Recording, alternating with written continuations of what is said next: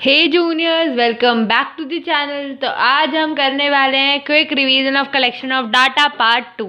आज हमने पार्ट 1 के अंदर इसके कुछ टॉपिक का हमने क्या किया था, रिवीजन किया था। आज हम उसके रेस्ट टॉपिक का रिवीजन करेंगे। आज अगर आपने वो वीडियो नहीं देखी तो उसका लिंक हमने डिस्क्रिप्शन बॉक्स में गिवन किया हुआ है। ये जो वीडियोज़ हैं रिवीजन की, ये बहुत यूज़फुल होती हैं, तो प्लीज़ इन्हें मिस ना करें, इन्हें ज़रूर देखें। So let's start. तो लास्ट टॉपिक जो हमने क्विक रिवीजन में करा था वो था सैम्पलिंग मेथड। जैसे मैंने आपको बताया था कि सैम्पलिंग मेथड का मतलब होता है कि हम जो पॉपुलेशन के आइटम्स में से कुछ आइटम सिलेक्ट करते हैं एंड देन उस पर एनालाइजमेंट करते हैं। मतलब हम क्या करते हैं, कुछ आइटम को सिलेक्ट करके एक सैम्पल फॉर्म करते हैं एंड देन उनका एनालाइजमेंट करते हैं। उसके बाद बात आती है टाइप्स ऑफ सैम्पलिंग मेथड। अगर देखा जाए तो सैम्पलिंग मेथड को 2 टाइप्स में डिवाइड किया जाता है। First is random sampling and second is non random sampling. Random sampling क्या होती है? रैंडम सैम्पलिंग का मतलब है जब हमारे जो यूनिवर्स के ईच आइटम है उसका इक्वल चांस है सिलेक्ट होने का, तो वो क्या कहलाती है? हमारी रैंडम सैम्पलिंग। रैंडम सैम्पलिंग का क्या मतलब है कि हर आइटम जो पॉपुलेशन का पार्ट है उसका इक्वल चांस है सिलेक्ट होने का। आगे रैंडम सैम्पलिंग को 2 पार्ट्स में डिवाइड किया जाता है। पहला इसका पार्ट होता है सिंपल रैंडम सैम्पलिंग और दूसरा होता है रिस्ट्रिक्टेड रैंडम सैम्पलिंग। सिंपल का मतलब है कि हाँ, हर एक जो आइटम है पॉपुलेशन की उसका इक्वल पार्ट है सिलेक्शन होने का। इसको प्रोबेबिलिटी सैम्पलिंग भी बोलते हैं क्योंकि हर एक आइटम को है इक्वल चांस मिलता है सिलेक्ट होने का। उसके बाद आती है रिस्ट्रिक्टेड रैंडम सैम्पलिंग। अब सिंपल रैंडम सैम्पलिंग वहाँ काम करती है जहाँ पर हमारी जो पॉपुलेशन है वो होमोजीनियस है। इसके 2 मेथड्स भी होते हैं इसके अंदर। पहला होता है इसका लॉटरी मेथड और दूसरा होता है random number table. Lottery method तो आप सबको ही पता होगा कि एक बॉक्स में हमने सारे नंबर्स की चिट्स डाली और उसमें से हम लोग चिट्स निकाल कर सिलेक्शन करते हैं। ऐसे ही रैंडम नंबर टेबल होता है, इसमें हम जितने भी कैटेगरीज हैं उनको नंबर में 1 to 9 में 0 to 9 में लिखते हैं एंड देन उसमें से रैंडमली नंबर सेलेक्ट करते हैं, तो ये रैंडम नंबर टेबल होता है। ये मेथड वहाँ काम आता है जहाँ पर होमोजेनियस जो है पॉपुलेशन हो, पर जहाँ पर पॉपुलेशन की वैरायटी होती है उसमें चेंजेस पाए जाते हैं, वहाँ पर हम कौन सा मेथड यूज़ करते हैं? Restricted random sampling. Restricted random sampling जो होती है उसके 4 मेथड होते हैं बेसिकली। वो 4 मेथड कौन से हैं? पहला है stratified random sampling. Stratified random sampling का क्या मतलब है कि हम पॉपुलेशंस को स्ट्रैटा में डिवाइड कर देते हैं। स्ट्रैटा का मतलब हमने एक जैसी कॉमन चीज़ को एक ग्रुप में डाल दिया, उसको हमने बोला स्ट्रैटा, और उसमें से फिर हम सिलेक्शन करते हैं, तो ये क्या कहलाती है? Stratified restricted random sampling. उसके बाद सेकंड होती है हमारी systematic random sampling. Systematic random sampling का क्या मतलब है? इसके अंदर हम एवरी nth टर्म को सिलेक्ट करते हैं। क्या करते हैं? एवरी nth टर्म को सिलेक्ट करते हैं। जैसे मान लीजिए मेरे पास पॉपुलेशन मेरी 200 की और मुझे उसमें से 40 पीपल का एक सैम्पल सिलेक्ट करना है, तो मैं एवरी 50th टर्म को सिलेक्ट कर रही हूँ, तो ये क्या होगा? हमारा सिस्टमैटिक रैंडम सैम्पलिंग। उसके बाद थर्ड आता है हमारा क्लस्टर रैंडम सैम्पलिंग। ये जो होती है सैम्पलिंग वो बिल्कुल स्ट्रैटिफाइड सैम्पलिंग की तरह होती है। इसमें हम कॉमन नेचर्स की चीज़ों को एक क्लस्टर बना देते हैं एंड उसके बाद उसमें से सिलेक्शन करते हैं। ये मेथड जो होता है वो प्राइवेट इंस्टीट्यूशंस एंड सिटीज़ वगैरह में, जॉब्स एंटरप्राइजेज वगैरह में जो है यूज़फुल नहीं होता, क्योंकि क्लस्टर्स वहाँ बन सकते हैं जहाँ सेम नेचर की चीज़ें पाई जाए। जैसे विलेजेस वगैरह की बात करें तो वहाँ पर ये चीज़ें पॉसिबल हैं, बट जब हम किसी अच्छे स्केल पर जाते हैं, किसी सिटीज़ या किसी एंटरप्राइज, किसी ऐसी कंपनी की तरफ जाते हैं, तो वहाँ पर लोगों के लाइफस्टाइल, लोगों के रहन सहन सब में डिफरेंस होता है, तो वहाँ पर ये मेथड जो है वो इतना यूज़फुल नहीं होता, इसलिए वो वहाँ पर रेकमेंड भी नहीं किया जाता। लास्ट है हमारा मल्टी स्टेज।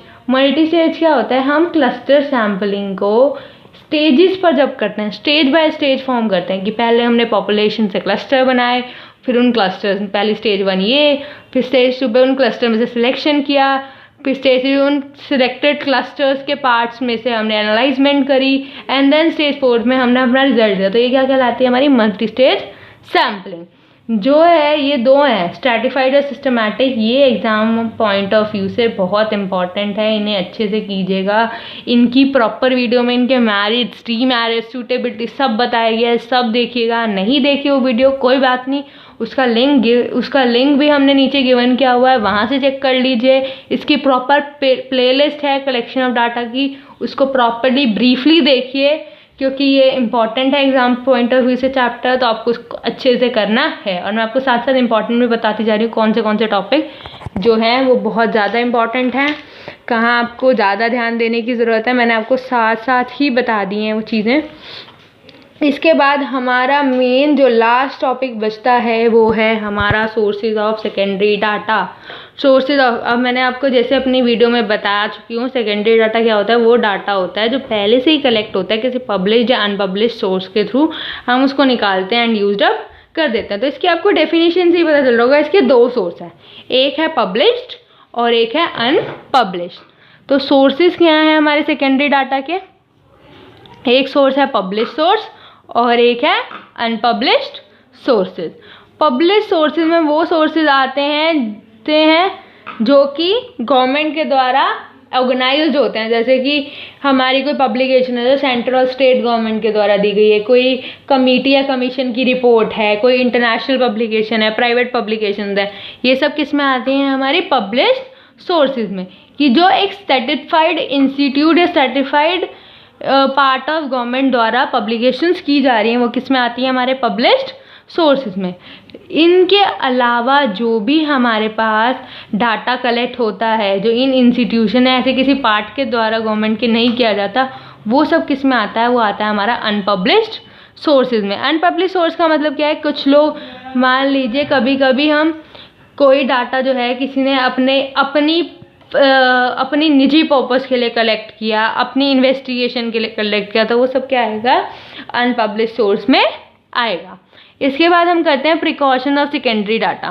एज ये डाटा पहले से किसी के द्वारा कलेक्ट किया गया है, वो उसने अपने पर्पस के लिए कलेक्ट किया होगा, हमारे पर्पस के लिए स्पेसिफिकली तो कलेक्ट किया नहीं गया, तो हमें इस डाटा को कलेक्ट करते समय, यूज़ करते समय कुछ प्रिकॉशंस लेने होते हैं। अब हम बात करेंगे उन्हीं प्रिकॉशंस की। तो प्रिकॉशंस क्या है सेकेंडरी डाटा की, पहले तो प्रिकॉशन है कि हमें उसकी रिलायबिलिटी चेक करनी होती है, उसको जज करना होता है कि वो हमारे डाटा के हिसाब से सूटेबल है कि नहीं। सेकंड भी यही बोलती है, सूटेबिलिटी ऑफ द पर्पस। हमें देखना होता है कि जो भी हम डाटा का सोर्स यूज़ कर रहे हैं वो सूटेबल है, वो सूट कर रहा है हमारे पर्पस के लिए या नहीं।